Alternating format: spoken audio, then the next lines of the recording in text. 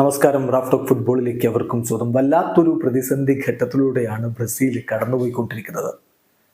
ഇപ്പോഴത്തെ Alison ബെക്കർക്കും പരിക്കേറ്റിരിക്കുന്നു. Hamstring ഇഞ്ചുറിയാണ്. ഇന്ന് നടന്ന ലിവർപൂൾ വേഴ്സസ് ക്രിസ്റ്റൽ പാലസ് മത്സരത്തിൽ അദ്ദേഹത്തിന് പരിക്ക് കാരണം പിൻവാങ്ങേണ്ടി വന്നു.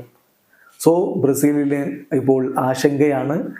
ഇനിയിപ്പോൾ അദ്ദേഹത്തെ കൂടി റീപ്ലേസ് ചെയ്യേണ്ടി വരുമോ? കൂടുതൽ വിവരങ്ങൾ വരും മണിക്കൂറുകളിൽ പുറത്തേക്ക് വരും. പരിക്കിൻ്റെ ആ ഒരു വ്യാപ്തി എത്രത്തോളം ഉണ്ട് എന്നുള്ളത് കൂടുതൽ ടെസ്റ്റുകൾക്ക് ശേഷം മാത്രമേ പറയാൻ പറ്റുകയുള്ളൂ.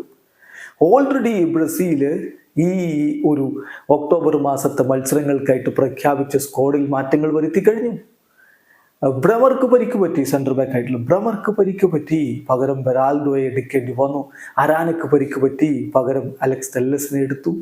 ഇനി വെദർ മിലിറ്റാവോയുടെ കാര്യം എന്താകും? കാത്തിരുന്ന് കാണണം. അതുപോലെ തന്നെ ആലിസൺ ബെക്കറുടെ പരിക്ക് അവർക്ക് തിരിച്ചടിയാവാൻ പോകുന്നു എന്നുള്ള സൂചനകൾ ലഭിക്കുന്നുണ്ട്.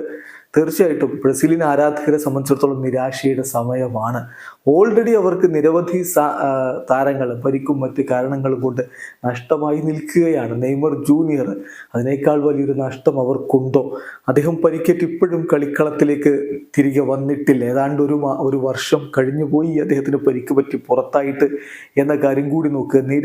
അനവധി താരങ്ങൾക്ക് പരിക്കേറ്റ് പുറത്തിരിക്കേണ്ട ഒരു സ്ഥിതിവിശേഷം. ബ്രസീൽ ഇപ്പൊ നോക്കുക, ACL ഇഞ്ചുറി കഴിഞ്ഞൊരു വർഷത്തിനിടയ്ക്ക് ബ്രസീലിയൻ താരങ്ങൾക്ക് പറ്റിയത്. കായോ ഹെൻറിക്കയ്ക്ക് ACL പറ്റിയിരുന്നു. നെയ്മർക്ക് ACL പറ്റിയിരുന്നു. എദർ മിലിറ്റാവോക്ക് ACL പറ്റിയിട്ടുണ്ടായിരുന്നു. പെഡ്രോക്ക് ACL പറ്റി.